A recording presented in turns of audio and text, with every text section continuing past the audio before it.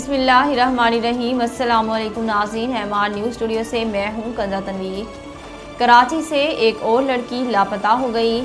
ज़राए के मुताबिक लापता लड़की के वालिद अब्दुर्रहमान ने मीडिया से गुफ्तगू करते हुए बताया कि मेरी बेटी रेहाना हमारे साथ ईद के तीसरे दिन घूमने के लिए क्लिफ्टन आई, जिसके बाद वो वहाँ से लापता हो गई। लापता होने वाली लड़की के वालिद का कहना है कि एक हफ्ते से बेटी को ढूंढ रहे हैं मगर वो नहीं मिली। 15 को फौरी इत्तला के बाद 7 दिन तक थानों के चक्कर काटते रहे। उनका कहना था कि पुलिस मकामी थाने और वहां की पुलिस क्लिफ्टन थाने भेजती रही, ताहम एक हफ्ते के बाद वाक़े का मुकदमा क्लिफ्टन थाने में अगवा की दफ़ा के तहत दर्ज हुआ।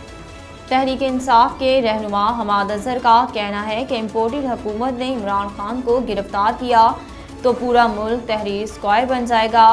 लाहौर के इलाके फेरोजपुर रोड और शादरा में कारकुनों से खिताब में हमाद अजहर ने कहा कि नवाज शरीफ कह रहे हैं अभी असम्बलियाँ तोड़ दो वरना हम बेनकाब हो जाएंगे। ये चूं चूं का मुरब्बा इमरान खान का मुकाबला नहीं कर पा रहा। लंदन इजलास में उनके मुंह लटके हुए थे। उन्होंने कहा कि इलेक्शन कमीशन करने वाले अब इंतखाबात से भाग रहे हैं क्योंकि इन्हें पता है इंतखाबात करवाए तो इमरान खान आ जाएगा। उन्होंने मज़ीद कहा कि इम्पोर्टेड हुकूमत ने इमरान खान को गिरफ्तार किया तो पूरा मुल्क तहरीर स्क्वायर बन जाएगा। गिरफ्तारियां हुई तो जेलें भर जाएंगी।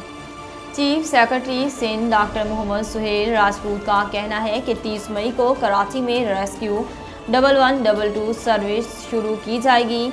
सिंध सेक्रेटरीट कराची में chief secretary Sindh doctor Mohammad Suhail Rajput की ज़ेर सदारत सिंध रेस्क्यू 1122 सर्विस के हवाले से इजलास हुआ, जिसमें एडमिनिस्ट्रेटर कराची और मशीर कानून मुर्तज़ा वहाब, कमिश्नर कराची मोहम्मद इकबाल, मेमन सेक्रेटरी सेहत जुल्फ़कार शाह, सेक्रेटरी बल्दियात नजम शाह, डीजी सूबाई डिज़ास्टर मैनेजमेंट अथॉरिटी, CEO अमन और वर्ल्ड बैंक के नुमाइंदे शरीक हुए।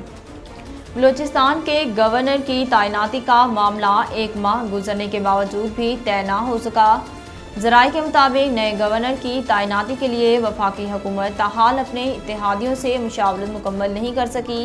मरकज़ में मुस्लिम लीग नून की तीनों अहम इत्तेहादी जमातें बलूचिस्तान अवामी पार्टी, बलूचिस्तान नेशनल पार्टी और जमीयत उलमाए इस्लाम फिर गवर्नर के ओहदे की बड़ी उम्मीदवार हैं।